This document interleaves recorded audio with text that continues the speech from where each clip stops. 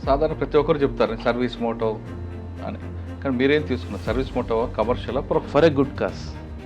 ఏదైనా ఒక విషయం కోసం good cause. Rest of all మనం కమర్షియల్ సార్. ఎందుకంటే నా బండి నడవాలి కదా. మీరు మెటీరియల్ సప్లై చేశారు, మీకు ఒక 50,000 రూపాయలు చెక్ ఇచ్చారు, ఆ చెక్ బౌన్స్ అవుతుంది. సేమ్ రిపీట్ మళ్ళీ పోలీస్ స్టేషన్కి వెళ్తే సివిల్ మ్యాటర్ సేమ్ సార్ వస్తాయి. కానీ ఆయన ఏ విధంగా కోర్టులో వేయాలి? ఆ చెక్ ప్రూవ్ చేయడానికి ఈ సిగ్నేచర్, మెయిన్ సిగ్నేచర్ సెక్షన్ 20 అని ఎన్ఐ యాక్ట్లో ఉంది సార్. అది లైబిలిటీ క్రియేట్ చేస్తుంది. ఎక్కువగా 419 వస్తుంటాయి కదా, మీరు వచ్చినప్పుడు యాజ్ ఏ అడ్వకేట్గా మీరు కోర్టుకి రిఫర్ చేస్తారా, లేదా మీలో ఒక హ్యూమన్ చూపించి వాళ్ళని కలపడానికి ప్రయత్నం చేస్తారా? అతను అడుగుతాం సార్ ఫస్ట్, అసలు మీ ఇద్దరికి గొడవ ఏంటంటే బేసికల్గా నేను చూసిన ఈగోస్, ఫాల్స్ కేసెస్ ఎక్కువ సార్. మీకు చేసిన 5 సంవత్సరాల సర్వీస్లో మీకు బాగా గుర్తుండిపోయిన కేసు కూడా చెప్పండి. బాగా పేరు వచ్చింది అయితే లోకల్ పైన అని సార్. లోకల్ పైన చెప్పండి, ఆ కేసు గురించి. వాళ్ళ బ్యాక్గ్రౌండ్ మాకు తెలియదు, జస్ట్ చూస్తాం, ఎంటర్టైన్ అవుతాం. ఓకే, ఈ లోకల్ పైన అని రోజు చూస్తాను. వైజాగ్ వెళ్ళినప్పుడు ఎప్పుడైనా కలుద్దాం అని అనుకునేవాడిని. వరల్డ్ కప్ జరిగింది, ఆ నైట్ అయిపోయింది. మార్నింగ్ లేచి చూసేటవాడికి మనోడిది మొత్తం యూట్యూబ్ మొత్తం మనోడిది, ఏది స్క్రోల్ చేయని యూట్యూబ్. బ్రదర్ ఏమైంది మొత్తం అని అడిగితే, అన్న 3 రోజులు అయిన తీసుకొచ్చారు, మాకేమి మమ్మల్ని కలవనీయట్లేదు, అలా ఉంచుతున్నారు. సరే ఒక పని చేయి అన్న, నా దగ్గర ఒక 10 పేపర్స్ సంతకాలు పెట్టించుకున్నారు, అది ఏంటి అర్థం కాలేదన్న. ఏం రాసిందన్న? ఖాళీ పేపర్లు అన్న. ఖాళీ పేపర్లో పెట్టించుకుంటే ఒకసారి ఫోన్ చేయి అన్న. సేమ్ భాస్కర్ గారికి మళ్ళీ చేస్తే, సార్ అది ఇన్వెస్టిగేషన్లో ప్రాసెస్ అన్నాడు. అవునా సార్, సరే సార్ అని నానికి చెప్పా, నువ్వు విజయవాడ రా అర్జెంటుగా. అది యూజ్ చేసుకొని మేము కూడా 25 lakhs కాంపెన్సేషన్ కట్టింది. Because is an YouTuber. ఇతన్ని డిఫేమ్ చేయడానికి ఎన్నో ఛానల్స్ ఇష్టం వచ్చినట్టు రాసేసింది. 3 రోజుల్లో మీరు చెప్పిన లోకల్ బాయ్ నాని కదా, నాని సార్, నాని పోలీసులు బాగా కొట్టారని చిత్రహింసలు పెట్టారు. ఫస్ట్ డే కొట్టారండి sir. First day Anand Reddy అని ఆయన నాకు చెప్పాడు, నాని చెప్పాడు, ఇక్కడ పెట్టి చాలా గట్టిగా కొట్టాడు. ఎరా నువ్వే చేసావు కదా, మీ ఫ్రెండ్స్తో చేయించావు కదా, నువ్వు అక్కడ పార్టీ చేసుకున్నావు అంట కదరా. అంటే ఇప్పుడు హర్ష సాయికి వ్యతిరేకంగా ఉన్న కేసుల్లో మీ సపోర్ట్తో నడుస్తుంది కేసు. అంటే బాలాగారు రోల్ ఏంటంటే ఇందులో? బాలాగారు రోల్ ఏంటంటే ఈజ్ కో ప్రొడ్యూసర్. అతను కో ప్రొడ్యూసర్కి జరిగిన నష్టాన్ని, అండ్ అతనే మెయిన్, అంటే విట్నెస్ కూడా మెయిన్ అతనే సార్.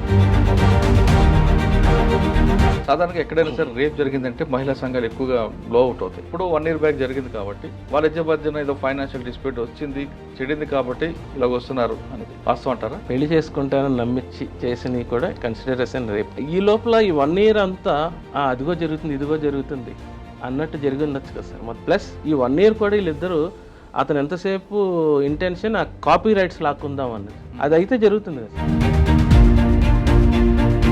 అమ్మాయి కూడా ఒక రకంగా చాలా స్ట్రెస్ ఫీల్ అయింది.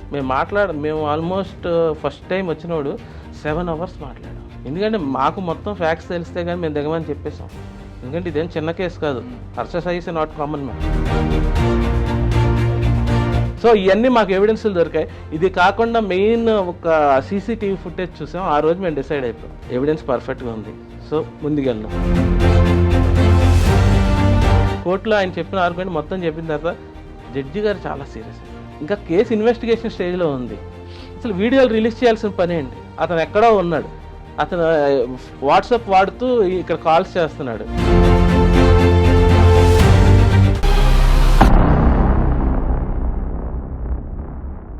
వెల్కమ్ టు లైట్ సాబ్.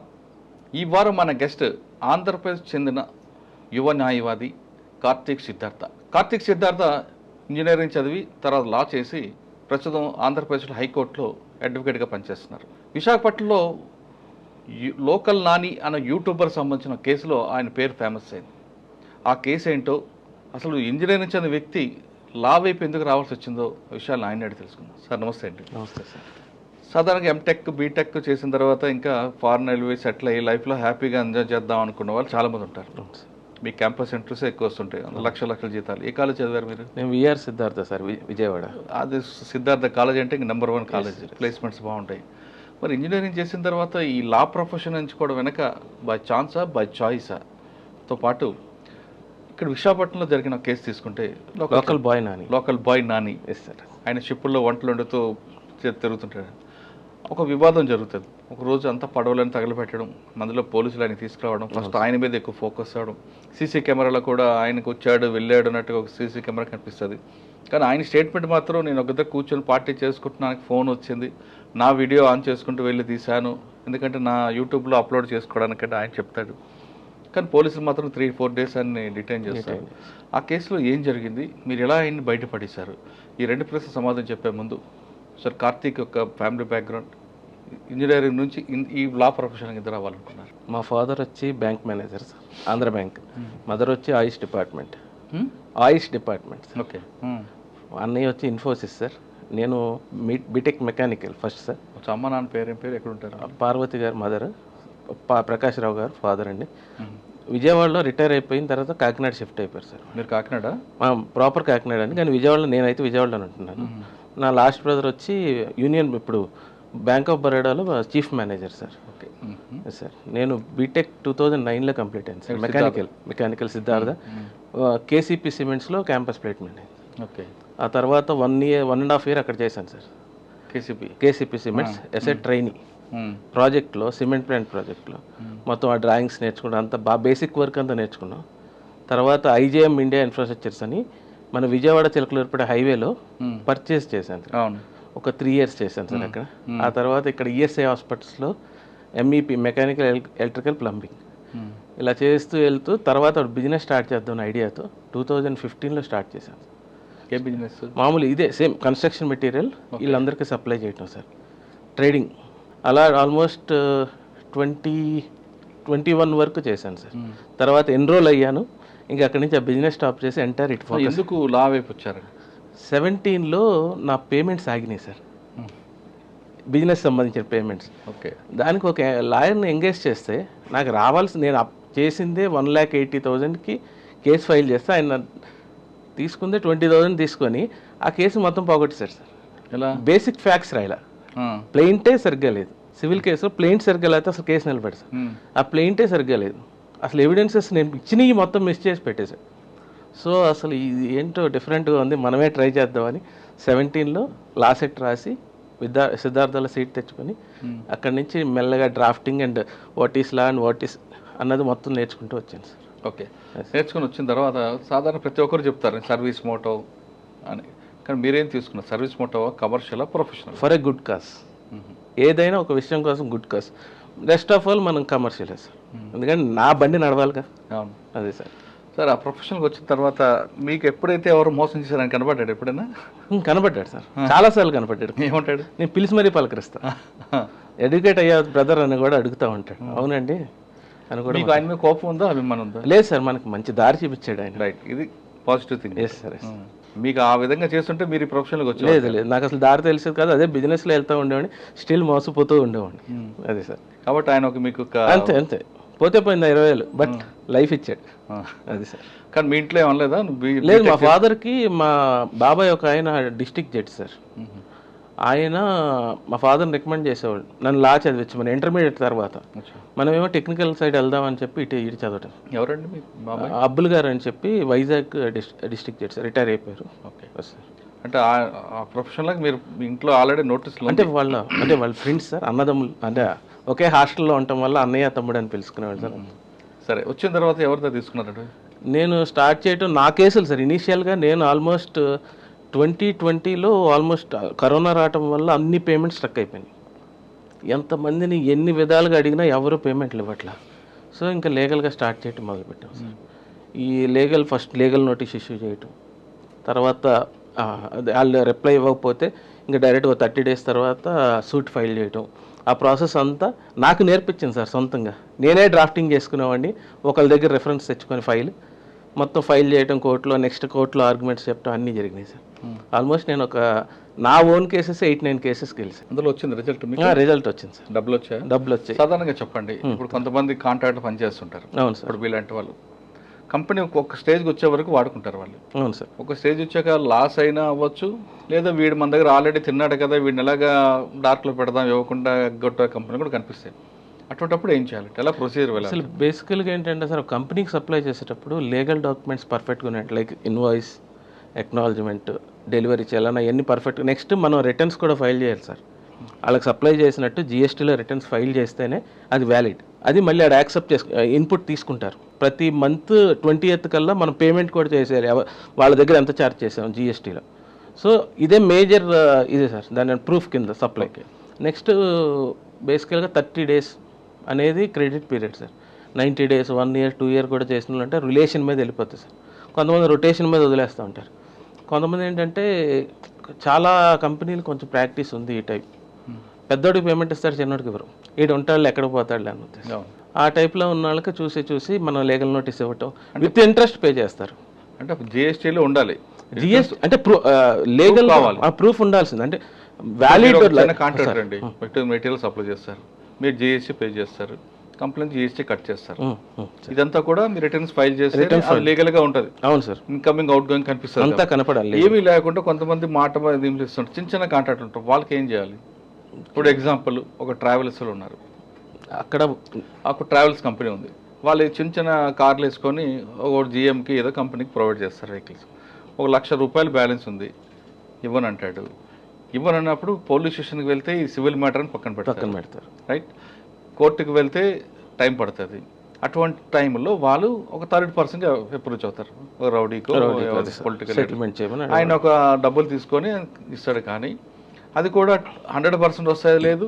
ఒక్కొక్కసారి వచ్చిన థర్డ్ పార్టీ వాడు ఏదో సొంత నిర్ణయం తీసుకుంటే ఈయన మీద ఒక ఉల్టా కేసు అవుతుంది, వాడిని కిడ్నాప్ చేస్తూ ఇంకోటి బెదిరిస్తాం ఏదో జరుగుతుంది. అటువంటిప్పుడు ఏం చేయాలి? లీగల్గా పర్ఫెక్ట్గా చేయాలి. అంటే మీరు చెప్పినట్లు జిఎస్టీ కేసు ఏమి లేని కంపెనీలు అందరూ కూడా లీగల్గా చేయలేరు కదా. 90% ఛాన్స్ లేదు సార్. బట్ ఒక్క 10% ఛాన్స్ అంటే ఒక లీగల్ నోటీస్ ఇష్యూ చేసామనుకోండి, ఏదో ఒక రెస్పాన్స్ వస్తుంది చూసారా, అది బేస్ చేసుకుని దాన్ని 100% చేయటం కరెక్టే. లీగల్ నోటీసులు చూసి తీసుకున్న అంటే కొంతమంది సార్, నేనంటే ఒక 10% ఎవడో ఒక రిప్లై వస్తుంది. ఆడికి ఏంటి నాకు లీగల్ నోటీస్ ఇష్యూ చేస్తాడు, ఇంత ఈగో అని చెప్పి ఏదో ఒకటి రెస్పాండ్ అవ్వటం, అలా ఏదో ఒకటి చేస్తారు. ఎక్కడో చాట ప్రతి మనిషి ఒక తప్పు చేస్తాడు, ఆ తప్పే మన అడ్వాంటేజ్. ఇప్పుడు మీరు అన్నట్లుగా లీగల్ నోటీస్ ఇచ్చాం, అది రెస్పాండ్ కాలేదు, అప్పుడు ఏ విధంగా ముందుకు వెళ్ళాలి? వాళ్ళు జనరల్గా ఫైల్ చేసి చూస్తే ఇఫ్ ఇన్ కేస్ వచ్చి పార్టిసిపేట్ చేశాడు అనుకోండి, నా దగ్గర అసలు ఇతనికి నాకు ఏ ట్రాన్సాక్షన్ లేదు అంటే ఒకటి సార్, లేదు అతను అసలు పార్టిసిపేట్ చేయాల, ఎక్స్పార్టీ నోటీస్ ఇస్తారు సార్. జడ్జిమెంట్ ఎక్స్పార్టీ జడ్జిమెంట్ అవుతుంది. అప్పుడు ఎగ్జిక్యూషన్ చేసేటప్పుడు ఇతనికి సంబంధించిన అసెట్స్ ఏమన్నా అలా అదొక ఛాన్స్. ఓకే. కొన్ని కంపెనీలు చెక్స్ ఇస్తాయి, ఆ చెక్స్ బౌన్స్ అవుతాయి. చెక్స్ బౌన్స్ అయితే లీగల్గా ఉన్న కంపెనీలు అయితే చెక్స్ అంటే యువతల పార్టీ కూడా లీగల్గా ఉంటే చెక్స్ బౌన్స్ అవుతాయి. అది 138లో మీరు వేసుకోవచ్చు, నోటీస్ తీసుకురావచ్చు, తర్వాత రిమాండ్ అన్నీ కూడా జరుగుతాయి. ఏమీ లేకుండా కంపెనీలకి కొన్ని మన నోటు మాట చెక్లు ఇస్తాయి. మీరు మెటీరియల్ సప్లై చేశారు, మీకు ఒక ₹50,000 చెక్ ఇచ్చారు, ఆ చెక్ బౌన్స్ అవుతుంది. సేమ్ రిపీట్ మళ్ళీ పోలీస్ స్టేషన్కి వెళ్తే civil matter same sir procedure వస్తాయి. కానీ ఆయన ఏ విధంగా కోర్టులో వేయాలి? ఎన్ఐ యాక్ట్లో ప్రొసీజర్ ఉంటుంది సార్ ఖచ్చితంగా. కరెక్టే, ఆయనకి ఈయనకి ట్రాన్సాక్షన్ జరిగి ఉంటేనే ఎన్ఐ యాక్ట్ వస్తుంది కదా. అదే సార్ నేను అంటున్నాను, ఫస్ట్ ఆఫ్ ఆల్ ఆ చెక్ ప్రూవ్ చేయడానికి ఈ సిగ్నేచర్, మెయిన్ సిగ్నేచర్ సెక్షన్ 20 అని ఎన్ఐ యాక్ట్లో ఉంది సార్. అది లైబిలిటీ క్రియేట్ చేస్తుంది ఇతను ఏదో ఇవ్వాలి అనేది. నెక్స్ట్ ఏంటంటే ఇతని కెపాసిటీ, ఫైనాన్షియల్ కెపాసిటీ, అదొకటి. నీకు అతనికి ఏం రిలేషన్ లేకుండా చెక్ ఎందుకు ఇచ్చావు అనేది ఒక బెనిఫిట్ ఆఫ్ డౌట్ వస్తుంది. ఓకే, వీటితో ఛాన్స్ ఎక్కువ ఉంటుంది, 90% ఛాన్స్. అవతల పార్టీకి ఇంకా ఒక మంచి అడ్వకేట్ ఉన్నాడు అనుకోండి, ఈ చెక్ ఎప్పుడు పోయింది కేసు సాగుద్ది, అలాంటి కేసు సాగుద్ది, ఏదో రోజు సెటిల్ చేసుకుంటారు. కాదు, చెక్ పోయింది, చెక్ బుక్కే పోయింది, ఒక ఎఫ్ఐఆర్ ఒకటి ఇష్యూ చేసి పెట్టుకుంటాడు, నేను పలానా టైంలో ఎక్కడికి వెళ్ళాను, బస్సులో బ్యాగ్ మర్చిపోయి ఆ బ్యాగ్లో చెక్ ఉందని. అది ప్రేయర్గా చేస్తే అది క్రిమినల్గా ముందే వాళ్ళకి ప్లాన్ ఉన్నట్టు సార్. అది అలాంటి టైంలో కొంచెం మిస్ అయ్యే ఛాన్స్ ఉంది, పేమెంట్స్ మిస్ అయ్యే ఛాన్స్ అవుతాయి. అవుతాయి. అలా జరగకుండా ఉండాలి, ఏం చేయాలి? సామాన్యుడు ఏం చేయాలి? ఎక్కడ కూడా ఎనీ ఎక్నాలజ్మెంట్ సార్, ఒక ఎక్నాలజ్మెంట్ అనేది ఒక కంపెనీతో ఎప్పుడు చేసుకున్నా ఏదో ఒక ఎక్నాలజ్మెంట్, లైక్ మెయిల్ కానీ లేకపోతే ఏదో ఒక పేపర్ స్టాంప్ కానీ ఇన్వర్ట్ ఏదో ఒకటి అది ఉంటే మనకు ఖచ్చితంగా పని అయిపోతుంది. ఓకే, ఇంకొక వైపు అంటే కంపెనీ వైపు కాకుండా అవతల పార్టీ వైపు మాట్లాడతాం కాస్త. సప్లయర్ ఉన్నారు, సప్లయర్ ఏం చేస్తారంటే కొంతమంది ఇటువంటి ప్రాబ్లమ్స్ వస్తాయని ముందే ఊహించుకొని చెక్కులు తీసుకుంటారు, చేసుకుంటారు. ఓకే, ₹1,00,000 మెటీరియల్ అనుకోండి, 4 చెక్కులు ఇచ్చేయండి అంటారు, ముందే వీళ్ళ దగ్గర పెట్టుకొని అప్పుడప్పుడు చెక్కులు వేసుకుంటాం అని చెప్తారు. ముందు బాగానే ఉంటుంది, సెక్యూరిటీ కింద ₹25,000 చెక్కులు 4 ఉంటాయి, లేదా ఎంటీ చెక్కులు తీసి పెట్టుకుంటారు. పెట్టుకున్న తర్వాత వీళ్ళిద్దరి మధ్యన ఏదో రోజు డివైడ్ అవుతుంది. అయినప్పుడు వాళ్ళు ఏం చేస్తారంటే 4 చెక్కులు పక్కన ఉన్నాయి కదా, దాంట్లో ఒక ఎంటీ చెక్ మీద ₹1,00,000 వేస్తారు. ఎక్స్ట్రా చేస్తాం. యాక్చువల్ 25 వేయాలి, 1,00,000 వేసి బౌన్స్ చేస్తారు. ఆ బౌన్స్ అయిన తర్వాత కోర్టులో అవుతుంటుంది. ఒకసారి అందులో కోర్టుకు వెళ్ళిన తర్వాత ₹1,00,000 గురించి ఆర్గ్యుమెంట్ అయింది అనుకోండి, అప్పుడు ఏం చేయాలి చెప్పండి? ఫ్యాక్స్ మీద బేస్ ఉంటుంది సార్. ఓకే, ఇది ఖచ్చితంగా ఈ టైంలో ఫ్యాక్స్ ఉంటాయి సార్. ఏది ఇప్పుడు వీళ్ళ పర్చేజ్ ఎంత, సేల్ ఎంత, ఆ డిఫరెన్స్ అంతా చూస్తుంటారు. ఎలాగో చెక్ అంటున్నారు కాబట్టి ప్రతిదీ రికార్డు ఎంత పేమెంట్ ఇచ్చారో ఎంత పేమెంట్ ఇవ్వట్లేదు. ఇప్పుడు డిఫరెంట్ ఈజీగా ఫ్యాక్స్ మీద బేస్ అయిపోతుంది. ఓకే, 4 చెక్కులు ఒక చెక్ వేసాడండి ₹1,00,000కి. ఆ చెక్ బౌన్స్ అయింది, మీరు చెప్పినట్లుగా కోర్టుకు వస్తుంది, ఆ ఫ్యాక్స్ మీద వెళ్తుంది. ఇంకా 3 చెక్కులు ఎందుకు ఉన్నాయి? ఆ 3 చెక్కులు వేయచ్చా? చెక్కులు వేసుకోవచ్చు సార్, ఎన్ని కావాలంటే ఎవరి మీదైనా వేసుకోవచ్చు. కానీ ఏంటంటే అది ప్రూవ్ చేయాలి కదా, ఫ్యాక్స్ అనేది ఉండాలి కదా. నేను మీకు చెక్ ఇచ్చాను, ఎందుకు ఇచ్చాను అన్నది ఒక పాయింట్ ఉంటుంది. మీకు నాకు మధ్యన ఏదో ట్రాన్సాక్షన్ జరిగి ఉంటుంది. నా సెక్యూరిటీ చెక్లు మీ దగ్గర 3 ఉండొచ్చు.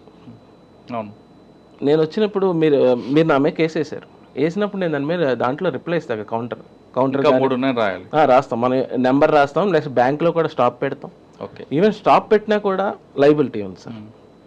ఓకే, అలా ఆ విధంగా పక్కన పెడతారు. ఈ 3 చెక్కుల్లో తీసుకున్న వ్యక్తి ఇంకెవరికి అమ్మేశాడు అనుకోండి, ఇంకో ప్లేస్లో వేస్తాడు, అప్పుడు ఇది చాలా మంది రెగ్యులర్ ప్రాక్టీస్ సార్. ఇది రెగ్యులర్ ప్రాక్టీస్. ఇది ఫ్యాక్స్ మీద బేస్ అయ్యి అది ప్రూవ్ చేయాలి సార్. చెక్ వేయటమే కాదు, నాకు ఇతనికి ప్రూవ్ చేయడం అనేది తర్వాత అండి. ఇబ్బంది పెట్టయితే పెడతారు, తిరుగుతాడు కదా, ఇబ్బంది పెడతారు. చెక్ బౌన్స్లో ఏంటంటే ఇద్దరు వెళ్ళాలి. చెక్ బౌన్స్లో ప్రాబ్లం ఏంటంటే ఇద్దరు అటెండ్ అవ్వాలి. అవును, వానికంటే లీగల్ అడ్వైజర్ ఉంటారు, ఇద్దరు అటెండ్ అవ్వాలి. వాడు తిరగాల్సి వస్తుంది. చాలా మంది ఉంటారు సార్, చాలా మంది. ఆ ప్రాబ్లం రాకుండా ఏం చేయాలి? అది ఇప్పటికి ఇంకా క్లారిటీ దాని మీద ఎవరికి లేదు, ఓపెన్ చెప్పాలంటే. చాలా మంది ఇలా ఇబ్బంది పెట్టిన వాళ్ళు ఉన్నారు. ఎందుకంటే సార్ వడ్డీ వ్యాపారులు ఉన్నారు, వాళ్ళు ఇచ్చేది 3 లక్షలు కానీ 8 లక్షలు చెక్కేస్తారు. అవును, వడ్డీ వేస్తారు. ఫైనాన్షియల్ కెపాసిటీ ఇవన్నీ కన్సిడర్, మీరు అన్నట్టు ట్రైల్లో వస్తాయి ఇవన్నీ. ఇనీషియల్గా చాలా మందిని ఇబ్బంది పెడతారు సార్. లా అలా ఉంది. ఓకే, తర్వాత ఏం కేసు చేశారండి? ఎక్కువ క్వాష్ ఎక్కువ ఉన్నట్ల మీద క్వాష్లు చేశాను సార్. లైక్ ఎఫ్ఐఆర్ క్వాష్లు చేశాను, ఛార్జ్ షీట్ క్వాష్లు చేశాను, 498 క్వాష్. అంటే సాధారణ 498 కానీ 323 కానీ లేదా 326 కానీ 307 కానీ కొన్ని ఇష్యూస్ ఉంటాయి. నిప్పు లేకుండా పొగ రాదు, దాన్ని కొంచెం ఎక్స్ట్రా చేసి పెడతారు కొంతమంది. కర్రతో కొట్టకుండా కర్రతో కొట్టాడని, లేదా స్టాబింగ్ చేశాడని, కత్తితో పొడబోయాడని, ఇటువంటి వస్తుంటాయి. అక్కడ ఆర్నమెంట్ అంటే ఆమ్ వాడితేనే 307 వస్తుందా, చేయి పెడితే 307 వస్తుందా? ఇనీషియల్ స్టేజ్లో ఇన్ఫ్లుయెన్స్ బాగా ఉపయోగపడుతుంది సార్ 307 అయి పెడతానికి. ఏది ఎవరైనా చెప్పారు అని కూడా పెడతారు, ఎందుకంటే 307లోనే ఇబ్బంది పెట్టగలరు. మిగతా అన్ని స్టేషన్ బెయిల్ 41 ఇచ్చి పంపించేస్తారు. 307 అలాంటివి ఏంటంటే వీళ్ళు ఈ పోలీసులు కూడా ఇన్వెస్టిగేషన్లో సమ్ డ్రామా క్రియేట్ చేస్తారు. లైక్ మేము వెళ్ళి ఒక 2 మీడియేటర్లను తీసుకెళ్ళాం, అక్కడ చాకు దొరికింది, లేకపోతే అది దొరికింది ఇది దొరికింది అని చెప్తారు. కానీ తప్పు చేసేవాడు ఖచ్చితంగా ఎప్పుడూ దొరుకుతాడు సార్. మెడికల్ ఉంటుంది చూసారా, మెడికల్ సర్టిఫికేట్, అది డాక్టర్ ఇచ్చే ఇష్యూది, అది ప్రైవేట్ తెస్తారు సార్ ఇలాంటి వాళ్ళు ఎక్కువగా. అక్కడ ఒక ఛాన్స్ ఉంటుంది సార్. అటువంటి ఫాల్స్ కేసులో ఇంకోటి సింపుల్ ఇంజరీ అని రాస్తారు సార్. ఇప్పుడు పొడిసిందంటే దెబ్బ ఉండాలి.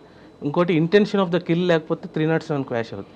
ఇంకోటి సింపుల్ ఇంజరీ, లైక్ ఏంటంటే ఒక దెబ్బ, డాక్టర్ చూసి ఇది blunt injury, simple injury, so ఇది 307 కింద రాదని చెప్పి జడ్జిమెంట్స్ ఉంటాయి. అది బేస్ చేసుకొని క్వాష్ అవుతాయి.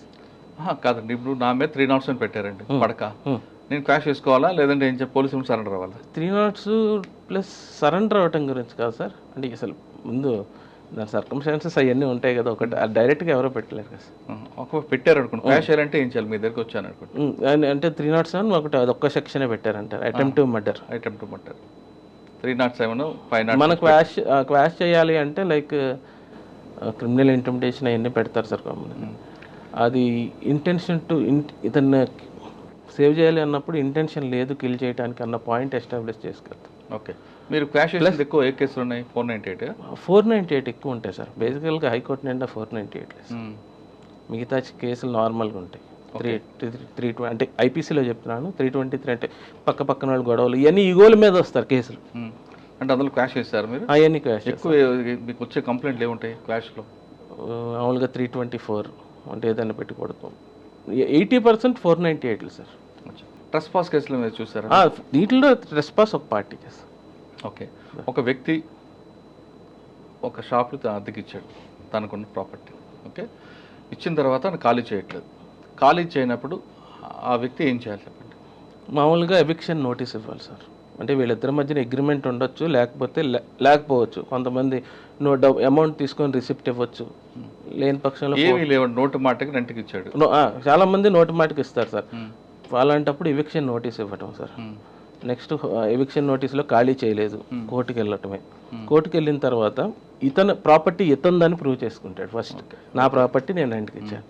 అతనేమంటాడు, నా దగ్గర నెల నెల రెంట్ తీసుకుంటున్నాడు, అది సరే తీసుకుంటున్నాడు, సరే నువ్వు 2 monthsలో నీకు నోటీస్ ఇచ్చి ఖాళీ చేయమన్నాడు, నువ్వు ఎందుకు ఖాళీ చేయలేదు, అదొక పాయింట్ రేసు. ఇలాగా ఆల్మోస్ట్ 2-3 years గడుస్తుంది సార్. గడిచిన తర్వాత వాళ్ళు వీళ్ళు ఎవిడెన్స్ పెట్టుకొని ఎండ్ ఆఫ్ ది డే ఓనరే గెలుస్తాడు. రైట్, బాగానే ఉంది. ఇదంతా జరగడం మీరే చెప్తున్నారు 3-4 ఏళ్ళు పట్టుద్ది సార్. కరెక్టే కదా. కానీ అవతల పార్టీకి డబ్బులు అవసరం ఉంటాయి, ఇల్లు అమ్ముకోవాలి, పెళ్లి చేయాలనో లేదా హెల్త్ ప్రాబ్లమ్ ఉంటాయి. అటువంటిప్పుడు పోలీస్ స్టేషన్కి వెళ్ళి, సార్ అయ్యా మా ఇల్లు ఖాళీ చేయట్లేదు, సివిల్ మ్యాటర్ అంటారు. అంటే సివిల్ మ్యాటర్ అంటాడు. ఇంట్లోకి వెళ్తే ట్రెస్ పాస్ అంటారు. రైట్, ఇక్కడ ఇంకొక పాయింట్ కూడా ఉంది. ఆయన ఇంట్లోకి ఉండిపోయి అంటే పొజిషన్లో ఉన్న వ్యక్తిని ఖాళీ చేయడం అనేది పోలీస్ డ్యూటీ కాదు, ఇది ప్యూర్లీ సివిల్ మ్యాటర్ అంటారు. కానీ పోలీసు ఇంకొక యాంగిల్లో కూడా వెళ్ళొచ్చు. ఈయన వెళ్ళాడు అనుకోండి 447 వస్తుంది, కానీ 448లో లీగల్గా ఎంట్రీ ఆయన టైం అయిపోయిన తర్వాత అది ఇల్లీగల్ అయ్యాడు కాబట్టి. అది మీరు చెప్తుంది ఏంటి, జడ్జిమెంట్ అయిపోయిన తర్వాత మామూలు మీరు అంటే నోటీస్ అయిపోయిన టైం అంటారా?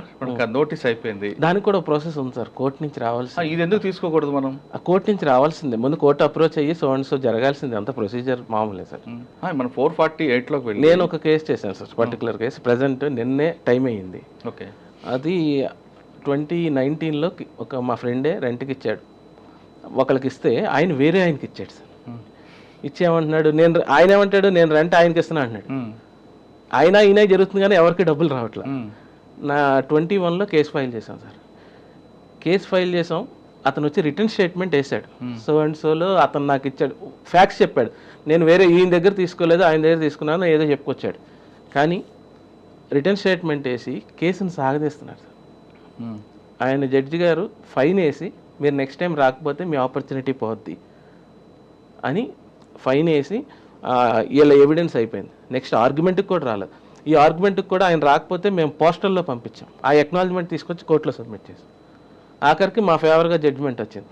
2 months ఎవిక్షన్ టైం ఇచ్చారు. 2 months అయ్యే వరకు మనం ఆగాలి. ఎందుకంటే సుప్రీంకోర్టు గైడ్ లైన్స్ ఉంది, ఫోర్స్బుల్ ఎవిక్షన్ జరగకూడదని. అవును. ఇప్పుడు మేము ఈపీ వేసి కోర్టును అప్రోచ్ అయ్యి లీగల్ పోలీస్ సపోర్ట్ తీసుకొని ఖాళీ చేయించవచ్చు. ఈ మొత్తం అంతా ఈ జర్నీ జరగడానికి చూడండి 4 years 5 years అనుకోండి సార్. ఫ్లాట్ ఓనర్కి ఎంత చాలా నష్టం సార్. అదే అంటున్నా నేను, 447 కాకుండా 440 సబ్ క్లాసులకు వెళ్ళి నాకు పీరియడ్ అయిపోయిన తర్వాత కూడా ఇల్లీగల్గా ఉన్నాడు, లీగల్గా వచ్చాడంటే. అదే సార్ నేను అంటే, మీరు ఇప్పుడు ఈ సెక్షన్స్ ఏది రావాలన్నా కోర్టును అప్రోచ్ అయ్యి సంథింగ్ ఏదో కోర్టు అప్రోచ్ ఎందుకంటే పోలీసు చేయొచ్చు కదా. లీగల్గా అయిపోయిన తర్వాత ఇల్లీగల్ ఇప్పుడు ఇవాళ 1 year డేట్ అండి లీగల్ మనకి పీరియడ్. 1 year తర్వాత ఇల్లీగల్ అవుద్ది కదా, అవునా? ఇల్లీగల్గా ఆయన ఆ ప్లేస్లో ఉన్నట్లే కదా, అక్కడ బెదిరిస్తున్నాడు కదా ఖాళీ చేయమంటే. ఆ బెదిరింపు అనేది పెట్టి ఈయనకి పోలీసు ఎఫ్ఐఆర్ కడతాడు సార్. ఎఫ్ఐఆర్ మళ్ళీ కోర్టుకి వెళ్ళాలి సార్, కోర్టుకి వెళ్ళి ఆ ప్రొసీజర్ జరగాలి. మళ్ళీ ఇది అయ్యే లోపల ఇంకో 1 year లేసిపోతుంది టైం.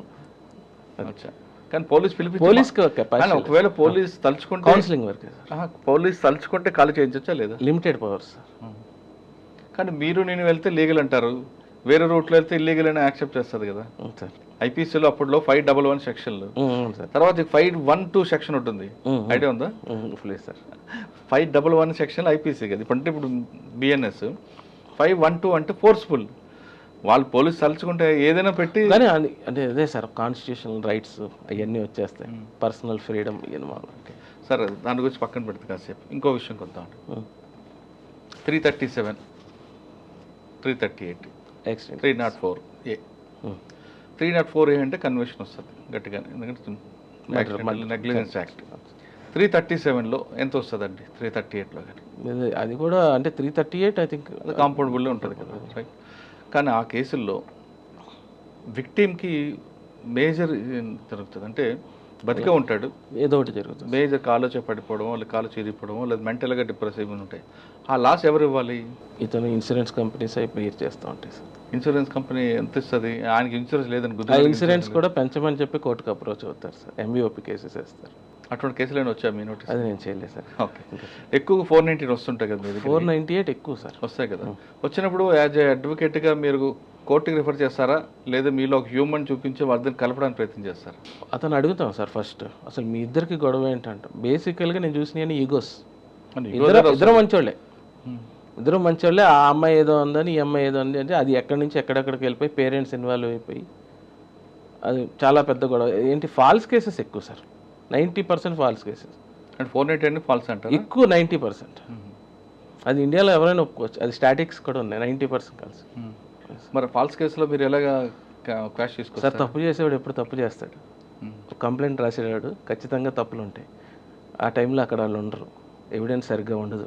ఇప్పుడు ఇన్సిడెంట్ ఇక్కడ జరిగింది అనుకోండి, విజయవాడలో జరిగింది అనుకోండి, అమ్మాయిది హైదరాబాద్ అనుకోండి, వచ్చి హైదరాబాద్లో కేసు పెడతారు, 0 FIR చేసి అక్కడ పంపించాలి, అది చేయరు.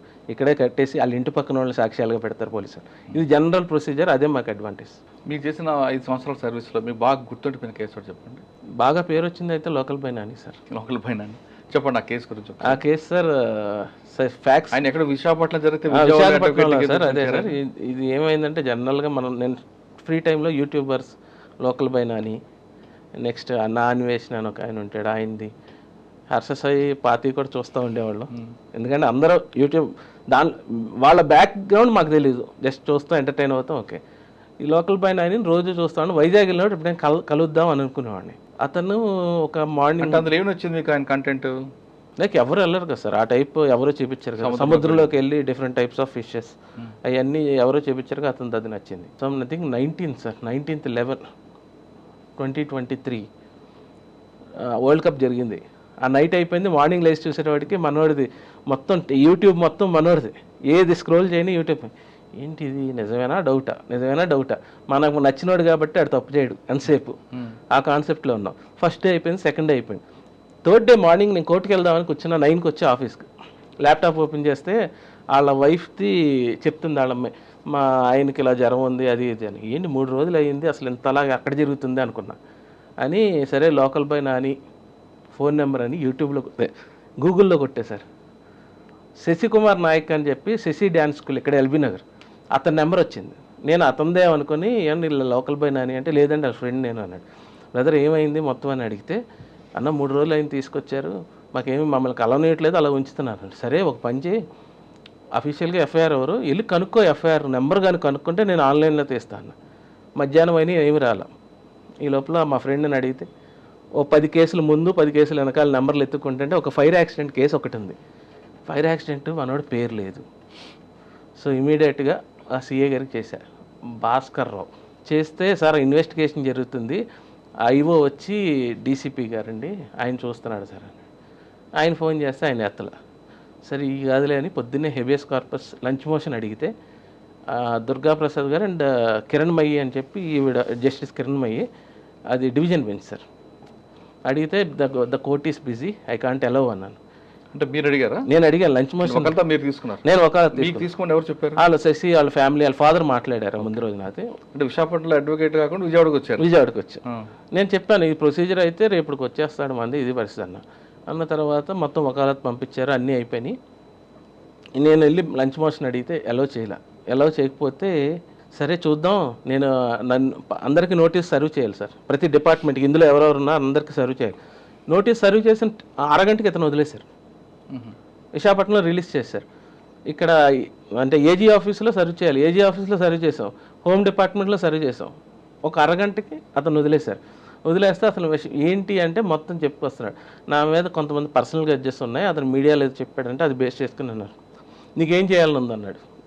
అన్న నా దగ్గర ఒక 10 పేపర్స్ సంతకాలు పెట్టించుకున్నారు, అది ఏంటి అర్థం కాలేదన్నాడు.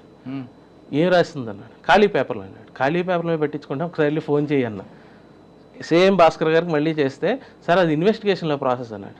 అవునా సార్, సరే సార్ అని నానికి చెప్పా, నువ్వు విజయవాడ రా అర్జెంటుగా అంటే నెక్స్ట్ డే మార్నింగ్ వచ్చాడు సార్. మేము చెప్పాం ఆయన జస్టిస్కి మొత్తం చెప్పాం, సో అండ్ సో ఇలా జరిగింది, మనం ఫైల్ చేయగానే ఈయన వదిలేశారంటే ఆయన ఇన్స్ట్రక్షన్స్కి ఇచ్చారు.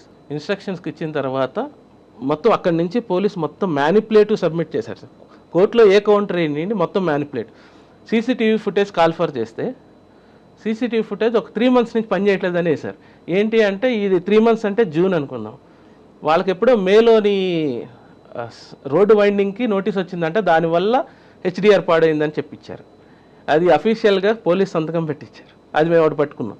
మేమేం చేసామంటే ఎలక్ట్రిసిటీ డిపార్ట్మెంట్కి ఆర్టీఐ వేస్తే అతను పంపించాడు, అలాంటి పర్టికులర్ పనులు ఏం జరగలేదు అని అదొక ఎవిడెన్స్ సబ్మిట్ చేసాం. అన్న తర్వాత సరే ఈ కేసు ఇలా కాదు, ఇతన్ని ఇల్లీగల్ డిటెన్షన్ కాబట్టి కాంపన్సేషన్ అడుగుదాం. పాతది ఢిల్లీ హైకోర్టు ఒక కూరగాయల అబ్బాయిని ఒక లేడీ తిట్టింది సార్, తిట్టిందని చెప్పి తిట్టిందని తిట్టి అమ్మాయి అతని మీద కంప్లైంట్ పెట్టింది. అమ్మాయి పెట్టినందుకు ఇల్లీగల్ డిటెన్షన్ ఒక అరగంట ఉంచినందుకు అతనికి 50,000 ఫైన్ వేసి పంపించారు. అది ఒక 3 నెలలు అయింది, దానికి ఇన్సిడెంట్ జరగడం 3 నెలల ముందు. అది యూజ్ చేసుకొని మేము కూడా 25 lakhs కాంపన్సేషన్ కట్టింది. Because is an YouTuber. ఇతన్ని డిఫేమ్ చేయడానికి ఎన్నో ఛానల్స్ ఇష్టం వచ్చినట్టు రాసేసినాయి. ఇది మళ్ళీ ఇతను వచ్చి ఓపెన్గా అందరినీ నుంచోబెట్టి నేను ఇది కాదని చెప్పలేడు. సో ఇతనికి మెంటల్ డిస్ట్రెస్ మొత్తం అన్నింటికి కలిపి 25 lakhs కట్టండి అని చెప్పి అడిగాం. వేసారా? అది ఇంకా స్టిల్ పెండింగ్ ఉంది సార్. ఏమైంది దాంట్లో? అది ఏంటంటే మమ్మల్ని కౌంటర్స్ చేయమన్నారు, వాళ్ళు కౌంటర్స్ చేశారు. ఇప్పుడు ఏంటంటే డెమాన్స్ట్రేషన్ చేయమన్నారు.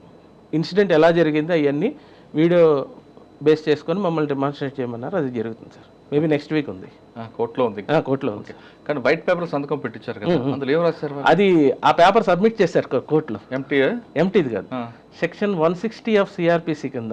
అంటే కోర్టుకి ఒకసారి రా అని పిలిచినట్టు నోటీస్ ఇచ్చినట్టు దాని మీద రాసి ఆ కింద సంతకం నీట్గా మేనేజ్ చేశారు దాన్ని. అది కోర్టులో కూడా సబ్మిట్ చేసాం. ఎన్ని పేపర్లు వైట్ పేపర్లు రాశారు? 10 ఎన్నో ఉన్నాయి సార్. వాళ్ళ వైఫ్ కూడా సంతకం పెట్టింది. నిజంగా పెట్టారా? అంటే వాళ్ళ ప్రొసీజర్ తర్వాత మేనేజ్ చేసుకుందాని ముందు సంతకం పెట్టి బయట పంపించారు. నోటీస్ ఇచ్చి పిలిచామని రాయించుకుంటానికి. అది కానీ క్రైమ్ చేసిన రాయలా. ఇందులో ఏం చేశారంటే అతన్ని 21st మార్నింగ్ పిలిచారంట, కోర్టులో సబ్మిట్ చేసింది. 22nd ఈవినింగ్, 21st మార్నింగ్ పిలిచారు, ఈవినింగ్ పంపించారని చెప్పి పంపించారు సార్. కానీ అదే ఏదైతే ఈయన డీసీపీ ఆనంద్ కుమార్ అని ఆనంద్ రెడ్డి గారు ఆయన 20th చెప్పాడు, 19th 20th మార్నింగ్ చెప్పాడు, 21st మార్నింగ్ చెప్పాడు ప్రెస్లో. మా దగ్గరే ఉన్నాడు, ఇన్వెస్టిగేషన్ జరుగుతుందండి. ఇవన్నీ ఈ వీడియోస్ మేము కోర్టులో ప్రొడ్యూస్ చేసాం. అంటే ఈ కేసులో కోర్టులో పెండింగ్ ఉంది కాబట్టి ఫర్దర్గా మాత్రం లోకల్ బాయ్కి న్యాయం జరుగుతుంది అంటారు? ఖచ్చితంగా జరుగుతుంది సార్. ఎంతో కొంత కాంపన్సేషన్ అనేది ఇస్తారు. ఎందుకంటే ఇలాంటి సెలబ్రిటీకి జరిగితేనే రేపొద్దున అది కామన్ మ్యాన్కి జరుగుతుంది. అంటే ఇల్లీగల్ చేసేయడం క్రైమ్. ఇల్లీగల్ డిటెన్షన్ అనేది క్రైమ్ సార్. 24 hours మించి 24 hours అతను అరెస్ట్ చేసి కోర్టులో ప్రొడ్యూస్ చేయాలి. లేకపోతే అతనికి రేపు నోటీస్ ఇచ్చేసి రేపు రా నీకు ఫర్దర్ ఇన్వెస్టిగేషన్ ఉందని ఏదో ఒకటి చెప్పి పంపించాలి. కానీ మాకున్న సమాచారం ప్రకారం 3 రోజుల్లో చెప్పిన లోకల్ బాయ్ నాని కదా, నాని పోలీసులు బాగా కొట్టారని, చిత్రహింసలు పెట్టారు. ఫస్ట్ డే కొట్టారండి sir. First day Anand Reddy అని ఆయన నాకు చెప్పాడు, నాని చెప్పాడు, ఇక్కడ పెట్టి చాలా గట్టిగా కొట్టాడు. ఎరా నువ్వే చేసావు కదా, మీ ఫ్రెండ్స్తో చేయించావు కదా, నువ్వు అక్కడ పార్టీ చేసుకున్నావు అంట కదరా. సీసీటీవీ ఫుటేజ్ మొత్తం క్లియర్గా మేము కూడా చూసాం సార్. అతను హోటల్ నుంచి ఇన్సిడెంట్ వచ్చి 11కి జరిగితే ఇతను 12:10 12:20 అక్కడి నుంచి బయలుదేరాడు సార్. ఆల్మోస్ట్ 2 kilometers ట్రావెల్ చేసుకుంటూ వచ్చాడు. కానీ మీరు ఎందుకు కొట్టామనే విషయాన్ని ఆ డీసీపీ గారు అడగడం కానీ, లేదా డీసీపీ మీద సిపి గారిని కంప్లైంట్ ఇచ్చారు? సిఏని అడిగాం సార్, ఆయన సిఏ గారిని అడిగాం. కొట్టాల్సిన పని ఏంటంటే ఆయన ఏదో పాపం ఆయన చెప్పలేడు, పై అధికారి మీద సరిగ్గా చెప్పలేడు అలాగని. అంటే పోలీసులు కొట్టడం నేరం కాబట్టి ఆయన మీద కూడా కేసు పెట్టచ్చు కదా? పెట్టచ్చు సార్, పెట్టచ్చు. కానీ అది ప్రూఫ్ లేదు కదా సార్. మాట పరంగా కొట్టాడు అని చెప్తున్నాం కానీ అదే మేము కాల్ఫర్ చేయమందే సీసీ కెమెరా దానికోసం. కేసులో లోకల్ బాయ్ నానికి న్యాయం జరుగుతుంది అంటారు? జరుగుతుంది సార్. ఓకే, ఇది కాకుండా ఇంకో కేసు ఏంటండి ఇది? ఇంకా general normal cases sir. Like ఇప్పుడు ఈ కేసులో మీ రోల్ లేదు, రికవరీ సూట్స్ సార్. ఈ కేసులో అంటారా, నన్ను మా నాగూరు నెక్స్ట్ బాలాని తీసుకొని మా ఆఫీస్కి వచ్చాడు సార్ విజయవాడ. మొత్తం కేసు మొత్తం ఎక్స్ప్లెయిన్ చేశారు. సో అండ్ సో ఇలా జరిగింది, పాప నష్టపోయారు, మనం నుంచుందాం అని చెప్పి నాగూరు అన్నాడు. నాకు కొంచెం ఇక్కడ కేసులు ఉన్నాయి, ఎందుకంటే మొన్న లాస్ట్ మండే నా లోకల్ బాయ్ నాని కేసు ఉంది సార్. అది అడ్జర్న్మెంట్ తీసుకున్నా, నాకు బిజీ అవుతుంది. సరే నేను కోర్ట్ ప్రొసీజర్స్ నేను అవన్నీ చూసుకుంటాను, లీగల్ ప్రొసీజర్ అని, నువ్వు ముందు నుండే నడిపించుకో అని చెప్పి నాగూరు చెప్పాను సార్. అంటే ఇప్పుడు హర్ష సాయికి వ్యతిరేకమైన ఉన్న కేసుల్లో మీ సపోర్ట్తో నడుస్తుంది కేసు? అంటే 50-50 సార్. ఎస్ఎన్ అసోసియేట్ వచ్చాను నేను. అచ్చా, బాలాగారు రోల్ ఏంటండి ఇందులో? బాలాగారు రోల్ ఏంటంటే ఈజ్ కో ప్రొడ్యూసర్ సార్. అతను కో ప్రొడ్యూసర్కి జరిగిన నష్టాన్ని అండ్ అతనే మెయిన్, అంటే విట్నెస్ కూడా మెయిన్ అతనే సార్. మిగతా వాళ్ళందరూ బయట వాళ్ళే, ఇతను దగ్గరుండి చూసినాడు, ఆ టార్చర్ చూశాడు. ఇతను రైట్స్ కోసం వీళ్ళందరినీ ఎలాగా ఊరందరి దగ్గరికి వెళ్ళి వీడియోలు డిఫేమ్ చేయడం ఇవన్నీ వీళ్ళ దగ్గర నుంచి చూశారు. ఇప్పుడు మీరు నాకు పరిచయం ఉంది సార్, నా గురించి వచ్చి మీకు చూపించాను, మీరు నాకు చెప్పరా? సేమ్ ఇదే జరిగింది. అరే ఏంట్రా అదే అమ్మాయి అలాగా, ఆ టైప్లో అందరూ చెప్పేవాళ్ళు. అంటే సాధారణంగా ఇప్పటికీ కూడా కొంతమందికి ఒక డౌట్ ఉందండి, ఎప్పుడో సంవత్సరం క్రితం జరిగిన ఎఫ్ఐఆర్ వెంటనే కంప్లైంట్ ఇవ్వకుండా సంవత్సరం తర్వాత ఇవ్వడం వెనక డబ్బులు డిమాండ్ చేశారు కాబట్టి ఈ అబ్బాయి ఇవ్వలేదు కాబట్టి కేసు పెడుతున్నారు అనేది అంటే కేవలం హర్ష విషయం కాదు, గతంలో జరిగిన అన్ని కేసుల గురించి మాట్లాడుతుంటారు. సాధారణంగా ఎక్కడైనా సరే రేప్ జరిగిందంటే మహిళా సంఘాలు ఎక్కువగా బ్లో అవుట్ అవుతాయి, అమ్మాయికి అన్యాయం జరిగింది. కానీ ఈ కేసులో తీసుకుంటే, ఈ తరహా కానీ లేదా జానీ మాస్టర్ కేసులో తీసుకుంటే కొంత అంత అగ్రెసివ్గా కనిపించట్లేదు. కారణం ఏంటంటే ఇది ఎప్పుడో 1 year బ్యాక్ జరిగింది కాబట్టి వాళ్ళ మధ్యన ఏదో ఫైనాన్షియల్ డిస్ప్యూట్ వచ్చింది, చెడింది కాబట్టి ఇలాగ వస్తున్నారు అనేది వాస్తవం అంటారా? డిసైడ్ఫుల్ మ్యారేజ్ అంటే పెళ్లి చేసుకుంటానని నమ్మించి చేసినవి కూడా కన్సిడరేషన్ రేప్. ఈ లోపల ఈ 1 year అంతా అదిగో జరుగుతుంది ఇదిగో జరుగుతుంది అన్నట్టు జరిగి ఉండొచ్చు కదా సార్ మొత్తం. ప్లస్ ఈ 1 year కూడా వీళ్ళిద్దరూ అతను ఎంతసేపు ఇంటెన్షన్ ఆ కాపీ రైట్స్ లాక్కుందాం అన్నది, అది అయితే జరుగుతుంది కదా సార్. వాళ్ళ ఫాదర్ అనేది వచ్చి వీళ్ళిద్దరిని కాంప్రమైజ్ చేసి మ్యారేజ్ చేస్తానన్న విషయం అయితే నిజం. నెక్స్ట్ ఈ కాపీ రైట్స్ కోసం ఇతనైతే ఇంతలా దిగజారిపోయాడు మరి సార్. అంటే ఒక విధంగా ఏంటంటే వదిలించుకుందామని చూసాడు టైం తీసుకొని. ఓకే, ఆ అమ్మాయి కూడా ఒక రకంగా చాలా స్ట్రెస్ ఫీల్ అయింది సార్. మేము ఆల్మోస్ట్ ఫస్ట్ టైం వచ్చినోడు 7 hours మాట్లాడాం సార్. ఎందుకంటే మాకు మొత్తం ఫ్యాక్ట్స్ తెలిస్తే కానీ మేము దిగమని చెప్పేసాం. ఎందుకంటే ఇదేం చిన్న కేసు కాదు. Harsha Sai is not common man. మీరు ఈ అమ్మాయికి స్టేటస్ ఉండదు సెలబ్రేషన్, కానీ అతనికి 14 million సబ్స్క్రైబర్లు ఉన్నారు. ఇంతమంది ముందు మా దగ్గర మాది ఏమైనా చిన్న తప్పు జరిగితే మేము మొత్తం మా గురించి చాలా బ్యాడ్ అయిపోద్ది అని కూడా మొత్తం కనుక్కున్నాం. అమ్మాయి చెప్పింది ఈ video some audio records and video అనేది మనకి ఇప్పటి వరకు బయట రాలేదు, కానీ ఆడియో అయితే వచ్చింది. ఆడియో కూడా చూసారా సార్, ఇట్స్ ఏ ఫ్యాబ్రికేటెడ్. ఈరోజు మీది మన ఇద్దరు మాట్లాడుకుంది ఈ వాయిస్ తీసుకెళ్ళి క్లోన్ చేసి ఎవరైనా ఏదైనా చేయగలరు. ఆ వీడియో కూడా ఈ ఇదేమో different types of mood swings sir. ఒకసారి అరిచేసి, ఒకసారి తగ్గిపోయి, ఒకసారి ప్రేమగా మాట్లాడి, అది ఒక ఫోన్లో అడ్మిసిబిలిటీ ఏంటంటే ఇప్పుడు నేను మీతో ఫోన్ మాట్లాడుతున్నా, దీని నుంచి దీన్ని రికార్డ్ అయితే ఒక అడ్మిసిబిలిటీ, అతనేంటి ఒక ఫోన్లో మాట్లాడుతూ ఇంకో ఫోన్తో రికార్డ్ చేస్తున్నాను. దాని వెనకాల ఏదైనా వాయిస్ ఉండొచ్చు. ఒక రీల్ చేసినట్టే కదా సార్, ఒక రీల్కి వాయిస్ పెట్టినట్టు చేశాడు సార్ అది. సో ఇవన్నీ మాకు ఎవిడెన్స్లు దొరికాయి. ఇది కాకుండా మెయిన్ ఒక సీసీటీవీ ఫుటేజ్ చూసాం. ఆ రోజు మేము డిసైడ్ అయిపోయాం ఎవిడెన్స్ పర్ఫెక్ట్గా ఉంది, సో ముందుకెళ్ళాం. ప్రాపర్ బయట రిలీజ్ చేసిన సీసీటీవీ ఆల్రెడీ రిలీజ్ అయింది, ఇంకా ఉంది సార్. రిలీజ్ కాదంటున్నారు, రిలీజ్ కాదు ఇంకా ఉంది. ఓకే, ప్రాపర్ ప్రొసీజర్లో వెళ్దాం. ఒక్క మీడియా కూడా ఇవ్వద్దు, ఎందుకంటే as per supreme court guide lines మనం తప్పు చేయాల్సిన పని లేదు, మనం ప్రొసీజర్ వెళ్దాం. కానీ ఎక్కడో మేము రాయదుర్గం పోలీస్ స్టేషన్కి ఫస్ట్ వెళ్ళాం, అక్కడ 0 FIRకి అడిగాం. అంటే ఈ అమ్మాయి హౌస్ అడ్రస్ మాకు ఎగ్జాక్ట్గా ఏ స్టేషన్కి వస్తే లిమిట్స్ తెలియట్లా. రాయదుర్గంకి వెళితే ఆయన సిఏ గారు వెంకన్న గారు సంథింగ్ వెరీ కైండ్ పర్సన్స్, చాలా నీట్గా రిసీవ్ చేసుకున్నారు. ఆయన మొత్తం విని ఇది నా దగ్గరికి అయితే రాదు, కానిస్టేబుల్ పంపించి ఇంటికి పంపించి లొకేషన్ చూసి నాకు చెప్పన్నాడు. ఆయన చూసి ఇది మా దగ్గర అయితే రాదు, నువ్వు వచ్చాక 0 FIR చేయమంటే చేసి పంపిస్తాను, బట్ ఇట్స్ టేక్ టైం, ఇది నుంచి FIR అవ్వడానికి టైం పట్టుద్ది. సో ఈ లోపల మీడియాకి తెలుస్తుంది, మీరు ఏమన్నా అనుకుంటానంటే మీరు వెళ్ళిపోండి. ఎందుకంటే మేము ఉండగా ఆయనకు కాల్స్ వస్తున్నాయి మీడియా నుంచి, సార్ ఇలాగ ఎవరైనా వచ్చారా హర్ష సాయి కేసు అని నాకు చూపించాడు ఆయన ఇలాగ డైరెక్ట్గా. సరేలేండి అయితే అక్కడికి వెళ్ళిపోతాను. అక్కడికి వెళ్ళిన తర్వాత సిఏ గారు మాతో మాట్లాడు, నాగురిని మమ్మల్ని నేను లోపల రానిలా. ఆ అమ్మాయిని ఒక లేడీ ఎస్ఐని కూర్చోబెట్టుకొని ఈ బాల అని ఆయన ముగ్గురిని 2 hours ఇన్వెస్టిగేషన్ చేసిన తర్వాత అప్పుడు కట్టాడు సార్ FIR. మా డౌట్ ఏంటంటే ఈ హర్ష సాయి సంథింగ్ ఇన్ఫ్లుయెన్స్ చేస్తున్నాడు, ఆ డౌట్తో మేము ఉంటున్నాం. కానీ is a very gentle man. ఇప్పుడు ప్రెసెంట్ ఉన్న సిఏ సంథింగ్ కృష్ణారెడ్డి అయితే సూపర్ కాప్స్ అంటారు చూసారు, అలాంటి కాప్ ఒక కాప్. ఆ కేసులో మీకు న్యాయం జరుగుతుంది అనుకుంటారు? ఖచ్చితంగా జరుగుతుంది. ఇండియా ఏ దేశంలో ఉన్నా తీసుకొస్తారు ఈ పోలీస్, మనకు ఆ వ్యవస్థ ఉంది. ఇప్పుడు ఆ ఆడియో అనేది మీరు మ్యానిపులేటెడ్ అని చెప్తున్నారు, మరి ఆడియో రిమూవ్ చేయమని ఎందుకు మీరు వేశారు కోర్టులో? అంటే ఇప్పుడు సుప్రీంకోర్టు గైడ్ లైన్స్ ఉంది కదా సార్. మన రీసెంట్ ఈవెన్ వెస్ట్ బెంగాల్ కేసులో కూడా ఒక విక్టిమ్ ఐడెంటిటీ అనేది బయట పెట్టుకోవడం, వీళ్ళు విక్టిమ్ వాయిస్ అని చెప్పి డైరెక్ట్గా వేసేస్తున్నారు, అసలు వేయటానికి లేదు. అదే నిన్న ఆర్గ్యుమెంట్ గల్లా సతీష్ గారు వచ్చారు సుప్రీంకోర్టు నుంచి. ఆయన మేము రిక్వెస్ట్ చేయగానే వెంటనే వచ్చారండి. నాగూర్ గారు వాళ్ళ కజిన్ అవుతారు, ఆయన అడగగానే రిక్వెస్ట్ చేస్తే ఆయన ముందు నైటే వచ్చారు. మొత్తం మేము ఆ నైట్ అంతా బ్రీఫ్ చేసాం. ఆయన ఒకటే అన్నాడు, నేను ఇందులో ఆర్డర్ తేకపోతే నేను నిద్రపోను అన్నాడు. నిజంగానే ఆ నైట్ అంతా నిద్రపోవాలా, డే అంతా నిద్రపోవాలా. కోర్టులో ఆయన చెప్పిన ఆర్గ్యుమెంట్ మొత్తం చెప్పిన తర్వాత జడ్జి గారు చాలా సీరియస్ అయిపోయారు. అసలు ఒక అమ్మాయి ఐడెంటిటీ గురించి ఒక యూట్యూబర్స్ డిజిటల్ మీడియాకి కానీ ఎలక్ట్రానిక్ మీడియా కానీ అంత ఇంట్రెస్ట్ ఏంటి? ఇంకా కేసు ఇన్వెస్టిగేషన్ స్టేజ్లో ఉంది. అసలు వీడియోలు రిలీజ్ చేయాల్సిన పని ఏంటి? అతను ఎక్కడో ఉన్నాడు, అతను వాట్సాప్ వాడుతూ ఇక్కడ కాల్స్ చేస్తున్నాడు అంటే కనీసం ఈ పాటికి అవన్నీ బ్లాక్ చేయలేదా అయ్యి అన్నారు.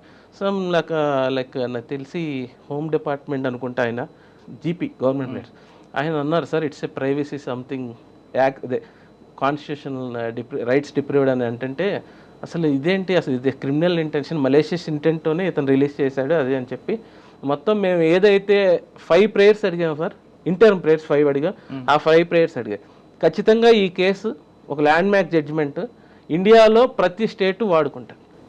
అదే సార్. ఓకే, ఇక మీ ప్రొఫెషన్ చూద్దాం అంటే హర్ష సాయి కేసు పక్కకి. ఇప్పుడు మీరు యంగ్, చాలా సర్వీస్ మీకు ఉంది. చాలామంది సీనియర్స్ ఏమంటారంటే గతంలో లాగా జూనియర్స్ పని చేయట్లేదు అనే ఒక కామెంట్ ఉంది, దాన్ని మీరేమంటారు? అప్పటికి ఇప్పటికి టెక్నాలజీ డిఫరెంట్ సార్. వాళ్ళు అంటే నేను their experience is like A gold, అది మనం ఎప్పుడైనా దాచుకోవాలి, ఎంతైనా పెరుగుతానంటే. బట్ అప్పుడు బుక్స్ రిఫర్ చేసి టైం అంతా అయిపోయేది, నైట్ 12 వరకు చదవాల్సి వచ్చేది. ఇప్పుడు ఏమి లేదు, ఒక ఫోన్లో so rape case 376N related to citations అని చెప్తే వచ్చేస్తుంది. ఆర్టిఫిషియల్ ఇంటెలిజెన్స్ చాలా హెల్ప్ అవుతుంది ఇప్పుడు యంగ్ అడ్వకేట్. ఓకే, ఈవెన్ ఒక డ్రాఫ్ట్ మొత్తం హైకోర్టు సో పిటిషన్ డ్రాఫ్ట్ చేయమంటే మొత్తం డ్రాఫ్ట్ చేసి వచ్చేది విత్ సైటేషన్స్ వచ్చేస్తుంది. రైట్ అండి, నేను టెక్నాలజీ వాటి కూడా తప్పు కాదు, స్మార్ట్ ఉండాలి, అందరూ మనం టైం కలిసి రావాలి. ఓకే, కానీ జూనియర్స్ యాటిట్యూడ్ కూడా ప్రాబ్లం ఉంది. వచ్చిన క్లయింట్ని ట్రస్ట్ చేయాలి, క్లయింట్ని ట్రస్ట్ మనం చూసుకోకుండా కొంతమంది జూనియర్స్, అందరూ కాదు, కొంతమంది అవతల పార్టీతో కొల్యూట్ అవ్వడం ఇలాంటివి చేయడం కూడా కొంత ప్రొఫెషన్కి బ్యాడ్ వస్తుంది అనేది ఉంది. ఫస్ట్ ఆఫ్ ఆల్ బేసికల్గా మనం క్లయింట్ మనకు 90% 100% చెప్తున్నాడని అయితే ఎవడు నమ్మడు సార్. ఖచ్చితంగా దాస్తున్నాడు అంటాడు ఎవడైనా. మన ఏంటంటే ఫస్ట్ క్లయింట్ రాగానే అడ్వకేట్ని సాటిస్ఫై చేయడానికి చూస్తారు వాళ్ళు ఎంతసేపు. ఏంటంటే ఒక సింపతి క్రియేట్ చేసుకుందాం, నా దగ్గర అమౌంట్ లేదు, ఆ టైప్లో చాలామంది మాట్లాడుతూ ఉంటారు. ఇవన్నీ పక్కన పెట్టేసి ముందు చెప్పిన ఆడిదంతా మాట వినాలి, అందులో ఎంత నిజమో ఆ పార్టీతోనే మనం ఫైల్ చేయాలి, అబద్ధాన్ని మనకు కావాల్సినట్టు రాసుకోవాలి. ఓకే, అంతవరకు ప్రొఫెషనల్గా బాగుంటుందండి. క్లయింట్ మీకు నమ్మి 50% ఫ్యాక్ట్ చెప్పాడు, 50% 100% చెప్పాడు ఎవరు కూడా. ఆ 50% కూడా ఆపోజిట్ పార్టీకి మీరు ఇచ్చారంటే ఆ క్లయింట్ జరగదు సార్. ఇప్పుడు మీ దగ్గర మీ కేసే తీసుకోండి, అక్కడ మీకు అప్పుడున్న అడ్వకేట్ అవతల పార్టీతో అవ్వబట్టే కదా మీకు 20,000 రూపాయలు లాస్ అయింది. అటువంటి వాళ్ళు ఉంటారు, ఎక్కడో ఉంటారు వ్యవస్థలో. కానీ సార్ బేసికల్గా ఇప్పుడు జరుగుతుంది, నేను చూసిన సినారియో చాలా కేసులు కాంప్రమైజ్ సార్. వీడు గెలుస్తాడురా బాబు అన్నదానికి కూడా వెయిట్ చేయలేరు ఒక 8-9 months. కోర్టు అనేది ఖచ్చితంగా ఒక షాప్లోకి వెళ్ళి చాక్లెట్ కొనుక్కున్నట్టుగా జస్టిస్. ఈరోజు కేసు వేస్తే ఖచ్చితంగా 1 year అవ్వచ్చు, 2 years అవుతుంది. అడ్వకేట్ సీరియస్గా తీసుకోవాలి, క్లయింట్ కూడా సీరియస్గా. ఆ అడ్వకేట్ చూస్తున్నాడు డబ్బులు ఇచ్చేసాం అంటే అవ్వదు, నువ్వు ఫాలోఅప్ చేసుకుంటూ ఉండాలి. స్టేటస్ ఏంటి ఇప్పుడు ఏంటంటే ఒక అడ్వకేట్తో అదే ప్రతిదీ ఆన్లైన్ సార్. అడ్వకేట్ ఎంత చూడగలడో క్లయింట్ కూడా అంతే చూడగలరు. ఈవెన్ కోర్టు ప్రొసీడింగ్ కూడా క్లయింట్ చూడొచ్చు. అంటే ఇప్పుడు ఉన్న పబ్లిక్ కూడా మీ దగ్గరకు వచ్చే వాళ్ళు కూడా ఇన్స్టెంట్ జస్టిస్ కోరుకుంటారు, అందరూ ఇన్స్టెంట్ జస్టిస్ కోరుకుంటారు. దాంతో వాళ్ళకి కోర్టు అన్నీ వాళ్ళకి పెద్ద ప్రాసెస్ అని ప్లస్ ఇప్పుడు టెక్నాలజీ ఉంది కాబట్టి వాళ్ళు కూడా సగం నాలెడ్జ్ మీ దగ్గరకు వస్తారు, ఏ సెక్షన్ పెట్టాలో కూడా చెప్తున్నారు వాళ్ళు. ఇది సార్ కొత్తగానే వచ్చేస్తారు గూగుల్లో టైప్స్ ఆఫ్ కేసెస్. అసలు ఈ కేసు ఒక రేప్ కేసు అంటే ఎలా బయటికి రావాలో ఉంటుంది, ఎలా అది కాదు సార్. ఇప్పుడు కొంతమంది జూనియర్స్ ఆ విధంగా కొల్యూట్ అయితే ఎలా? కొల్యూట్ చాలా తక్కువ సార్, 10% అవుతారు. అంటే వాళ్ళ బ్యాక్గ్రౌండ్ వాళ్ళు చూసిన దాన్ని బట్టి సంథింగ్ ఉంటుంది, కానీ 10% అందరు కాదు సార్.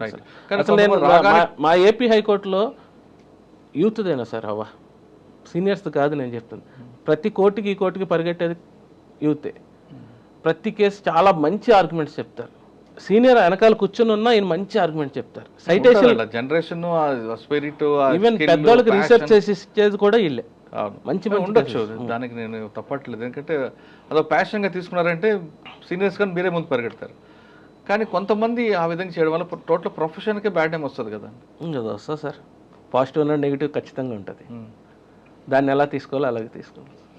అదే సార్, ఫైనల్గా చెప్పండి, డాక్టర్కి ఏ విధంగా కన్సల్ట్ ఫీజు పెడుతున్నాము, అదేవిధంగా అడ్వకేట్ కూడా పెడుతున్నారు కమర్షియల్ దీంట్లో. కొంతమంది వచ్చిన మీ దగ్గరకు వచ్చిన కంప్లైంట్ బాధలు వస్తాడు చెప్పుకుంటాడు, అంటే మీరు అన్నట్లో ఆ పార్ట్ కూడా ఉంటారు, ఏమీ లేదు అని ప్రూవ్ చేసుకోవడానికి వచ్చేవాళ్ళు. కానీ రియల్ విక్టిమ్ కూడా కనిపిస్తుంటారు. కానీ అడ్వకేట్ ఒక ఫీజు కన్సల్ట్ ఫీజు పెట్టుకోవడం అనేది మనం సమర్థిస్తాం. కొన్ని కేసెస్లో ఎలా అంటే సార్ ఇక్కడ మీ దగ్గర కనుక్కుంటారు నెగోషియేషన్ అంటే లైక్ ఇంకో అడ్వకేట్ దగ్గర సార్ ఆయన 10,000 తీసుకుంటా అంటున్నారు సార్. ఈ కేసు అంతా వింటాడు, ఆ టైం అంతా వేస్ట్. ఒక్కొక్క రోజు మొత్తం లాస్ట్ వరకు వచ్చి పోయిన కేసులు చాలా ఉన్నాయి, నాకే ఉన్నాయి. డ్రాఫ్టింగ్ అయిపోయి నేను కోర్టులో సబ్మిట్ చేసే ముందు కూడా పోయిన కేసులు ఉన్నాయి. ఏమంటారు వాళ్ళు? ఏమంటారు సార్, ఎవరైనా స్వార్థం సార్. ఫస్ట్ ఆఫ్ ఆల్ నా దగ్గరికి వచ్చాడు అనుకోండి, ఆడు పోనీయకుండా ఎలాగోలా ఉంచుతా. సేమ్ అవతలడి దగ్గరికి వెళ్ళాడు అనుకోండి, ఏదో సెకండ్ ఒపీనియన్ కోసం అలా చేస్తే ఎందుకు నువ్వు ఇరుక్కుంటావు అని చెప్తే మైండ్ సెట్లో డౌట్ పడిపోయి మారిపోతుంది. ఎన్ఆర్ఐలు సార్ బాగా 498 కేసుల్లో ఫస్ట్ రెఫరెన్స్ గూగుల్, నెక్స్ట్ వచ్చి ఎవరో ఒకరి దగ్గరికి వస్తారు, తర్వాత ఇంకోళ్ళ దగ్గరికి వెళ్తారు. ఆ డిఫరెన్స్లో మొత్తం ఏమవుద్ది, మొత్తం కాలిపోయి వచ్చిన వాళ్ళు నా దగ్గర చాలామంది ఉన్నారు. సార్ మీరు చెప్పినట్టు చేస్తే ఈ పాటికి అయిపోదాం, చేద్దాంలేండి అన్నట్టు మళ్ళీ చేస్తాను. అలా నేను వదిలేను, చేస్తాను. సార్ మీరు ఇందాక అన్నారు సార్, మీ దగ్గరకు వచ్చి అంత పేపర్ వర్క్ రెడీ చేసిన తర్వాత విత్డ్రాయడం మీ టైం అంతా కిల్ అవుద్ది, అప్పుడు ఏమనిపిస్తుంది అండి? ఏముంది సార్, ప్రాక్టీస్ అనుకుంటా, ఒక కేసు చూసాము, ఇది ఒక ఎక్స్పీరియన్స్ అనుకుంటా, ఫ్యూచర్లో పనికి వస్తుంది, ఖచ్చితంగా పనికి వస్తుంది. మనం చేసిన పని ఎక్కడికి పోతుంది. ఎందుకంటే 498 కేసెస్ ఆల్మోస్ట్ 80% సిమిలర్గా ఉంటాయి, 20% మారుతూ ఉంటాయి, పాత్రలు మారుతాయి, కంటెంట్ ఒకటి ప్లస్ చార్ట్ షీట్లో almost 80% police station same story from the 40 years. అది కాపీ పేస్టే కదా, కాపీ పేస్టే. ఈయన అక్కడి నుంచి చూసాడు, ఈయన ఇక్కడి నుంచి చూశాడు. ఈయన ఇప్పుడు ఉన్న టెక్నాలజీ ప్రకారం గూగుల్ టేక్ అవుట్ చేసి ఆయన అక్కడ ఉన్నాడో లేదో తెలిస్తే కేసు అయిపోయింది. ఇన్వెస్టిగేషన్ ఆఫీసర్ కూడా ఈయన ఎక్కడ పట్టుకున్నావు అంటే సమ్ ప్లేస్ చెప్తారు సార్, ఏదో ఒక పాపులర్ ప్లేస్. ఇక్కడ నొక్కి నొక్కి చూస్తున్నావు ఏంటి అని అడగగానే నేను దొంగని, నేను పలానా కేసులో ఇది తీసుకున్నా, పలానా కేసులో ఇది తీసుకున్నా అని కన్ఫెషన్ రాస్తారు. అసలు ఆయన అక్కడ ఉన్నాడు, ఈడి పేరు మీద అన్ని కేసులు కూడా ఉండవు, ఇరికిస్తుంది చేస్తారు. సార్ ఇప్పుడు లా అన్నది కమర్షియల్ కాకుండా లా అన్నది పేదవాడికి నిజంగా న్యాయం జరగాలంటే ఏం చేయాలంటే? దానికి తగ్గట్టు గవర్నమెంట్ కూడా చాలా ఫెసిలిటీస్ ఉన్నాయి సార్. గవర్నమెంట్ నుంచి కూడా లీగల్ ఎయిడ్ అని చెప్పి ప్రతి కోర్టులో ఉంటుంది, హైకోర్టులో ఉంటుంది. ఇఫ్ ఇన్ కేస్ సొంతంగా చదివి వస్తున్నారు అనుకోండి కోర్టుకి, వాళ్ళు ఇన్ పర్సన్ కింద ప్రజెంట్ చేసుకోవచ్చు వాళ్ళ కేసు మొత్తం. కోర్టు సపోర్ట్ చేస్తుంది, ఫైనాన్షియల్ హెల్ప్ కూడా కొన్ని విషయాల్లో చేస్తుంది సార్. ఓకే, ఫైనల్గా చెప్పండి, మీ గోల్ ఏంటంటే సెన్సేషనల్ కేసులు తీసుకోవడమా లేదా పేదవాడికి న్యాయం చేయడమా? పేదవాడికి న్యాయం చేయడం అంటే సెన్సేషనల్ కేసులోనే పేదవాడికి న్యాయం చేయొచ్చు సార్. ఎందుకంటే పెద్దవాడు ఎదుగుతున్నాడంటే కిందవాడు కిందకి వెళ్తానే ఉంటాడు. ఫర్ ఎగ్జాంపుల్ మీరు అన్నట్టు ఇప్పుడు ఈ హైడ్రా కేసే ఉంది సార్. హైడ్రా కేసులో తప్పు ఎవరిది అని ఎవరైనా అడిగితే గవర్నమెంట్ ఎంప్లాయీస్ అని నేను అంటాను. 5 ఏళ్ళకి ఒకసారి ప్రభుత్వం మారుద్ది, 30 ఏళ్ళ వరకు ఒకే సీట్లో ఉంటాడు గవర్నమెంట్ ఎంప్లాయీ. అతని డ్యూటీ అతను సరిగ్గా చేస్తే ఈరోజు కరెక్ట్గా ఉంటుంది. అతని డ్యూటీని చేయాలన్న పైన చేయించారు కదండి. చెయ్యాలి సార్, చెయ్యాలి. అలాంటప్పుడు జాబ్ మానేసి వెళ్ళాలి బయటికి. జాబ్ మానేసి మరి ఆయన కుటుంబం మరి అదే కదా, అలాంటప్పుడు అసలు ఎవరికి పట్టించుకోడు. ఎందుకంటే ఇతను ఫిక్స్ అవ్వాలి, నేను 30 years నేను నా ఫీల్డ్లో ఉంటున్నాను, నేను చేసే దానివల్ల ఫ్యూచర్లో నాకు ఎక్కడో చోట ఎఫెక్ట్ వస్తుంది అన్న పాయింట్ గుర్తిస్తే మట్టుకే అవుతుంది సార్. ఈ ఐడియాలో కూడా చూడండి, గవర్నమెంట్ స్టాంప్ డ్యూటీ కట్టించుకుంటుంది, ప్లానింగ్ డ్యూటీ, ఇది అన్ని ఛార్జెస్ కట్టిన తర్వాత గవర్నమెంట్ 100% లయబిలిటీ సార్. ఈరోజు గవర్నమెంట్ వచ్చేసి ఒక లా ఇచ్చేసి దాని ప్రకారం డెమాలిషన్ చేస్తానంటే ఎన్నో 30-40 ఏళ్ళు కష్టపడితే కానీ కొంతమంది ఇల్లు కట్టుకోలేరు సార్. వాళ్ళందరూ పని అయిపోతుంది. అది చూస్తున్నాం. మీ గోల్ ఏంటంటే అసలు ఇలాంటి కేసులు ఏమైనా ఉంటే, వాళ్ళ హైడ్రా టైప్ కేసులు ఉంటే వాళ్ళ సైడ్ నుంచి ఉందామని చెప్పి ఉంది సార్. బాధితుల తరపు. ఎందుకంటే గవర్నమెంట్ నువ్వు కరెక్ట్గా కాంపెన్సేషన్ కట్టి పగలగొట్టు. ఎందుకంటే నువ్వు డబ్బులు తీసుకున్నావు, ఆ డబ్బులతో నువ్వు వ్యాపారం చేసావు, లైక్ ఎక్కడో చోట ఇన్వెస్ట్ చేసింది గవర్నమెంట్, ఆ డబ్బులు పెరిగినాయి, మళ్ళీ గవర్నమెంట్ అది కావాలంటే అమ్ముకుంటుంది ఆ ప్రాపర్టీ. లైక్ ఏదో ఒకటి టెండర్ ఇష్యూ చేసి సేల్ చేయడం ఏదో చేస్తుంది సార్. మరి అలాంటప్పుడు గవర్నమెంట్ లైబిలిటీ ఉంటుంది అని నా ఉద్దేశం. అంటే మీరు చెప్తున్నట్లుగా కేవలం హైడ్రాన్ కాకుండా ఆ టైప్ చాలా కేసులు వస్తుంటాయి, చాలా టైప్ సార్. ఒక హైడ్రాన్ తీయకుండా అంటే సామాన్యుడికి తెలియని విషయం కూడా చాలా జరుగుతుంటాయి. అటువంటి కేసులు ఇప్పుడు ఫర్ ఒక ప్రాజెక్ట్ జరగడానికి ఎవడు తప్పు పట్టరు సార్. బట్ ల్యాండ్ ఎక్విజిషన్ కూడా ఒక ప్రాపర్ ప్రొసీజర్లో జరగాలి. అవన్నీ జరిగితే, ఎందుకంటే ఆడు ఎన్నో సంవత్సరాలు కష్టపడి ఒక ఇల్లు కట్టుకుంటాడు. అంటే పేదవాడిని కోల్చడం కరెక్ట్ కదా, పెద్దవాళ్ళని దెబ్బ కొట్టడం తప్పులేదు. అంటే నేను అంటుంది, వీడు రోజంతా కష్టపడితే 100 రూపాయలు వస్తాయి సార్. పెద్దవాడు కూడా కష్టపడకుండా రాదని నేను అన్నా. కానీ అదే ఆయనకు ఒక ఇల్లు కొట్టి ఇంకో ఇల్లు ఉంటుంది కానీ పర్వాలేదు, కానీ వీళ్ళకి మాత్రం అన్యాయం. ఎందుకంటే వీళ్ళు ఆ 100 రూపాయలు దాచి ఓ 1,00,000 అయితే ఇల్లు కట్టుకుంటారు. ఆ లక్షలు దాచి ఒక 20 లక్షలతో ఇల్లు కట్టుకుంటారు. అది డిఫరెన్స్. హైడ్రా తరపున బాధితులు ఎవరైనా సరే తనకు సంప్రదిస్తే ఖచ్చితంగా వాళ్ళ పక్షాన్ని నిలబడి పోరాటం చేస్తా అంటున్నారు కార్తీక్ సిద్ధార్థ. అంటే సాధారణంగా యువకులు అడ్వకేట్ వచ్చిన తర్వాత ఏదో చేయాలనుకుంటారు, కానీ ఎక్కడ పేదవారికి అన్యాయం జరుగుతుందో ఆ తరహా కేసులకు మాత్రమే ఎక్కువ ప్రయారిటీ ఇస్తున్నట్టు కనిపిస్తుంది సిద్ధార్థ. వచ్చిన వాళ్ళు ఎక్కువగా హై ప్రొఫైల్ కేసులు చూస్తే తొందరగా పేరు వస్తుందని భావిస్తున్న ఈ తరంలో హైడ్రా కేసు కూడా తీసుకొని కార్తీక్ ఖచ్చితంగా వాళ్ళ పక్షం నిలబడాలని మనం ఆశిద్దాం. ఇది సిద్ధార్థ కార్తీక్తో ఎక్సలెంట్ ఇంటర్వ్యూ. వచ్చే వారం మరో కేసుతో మళ్ళీ కలుద్దాం. అంతవరకు నమస్తే, thank you, all the best.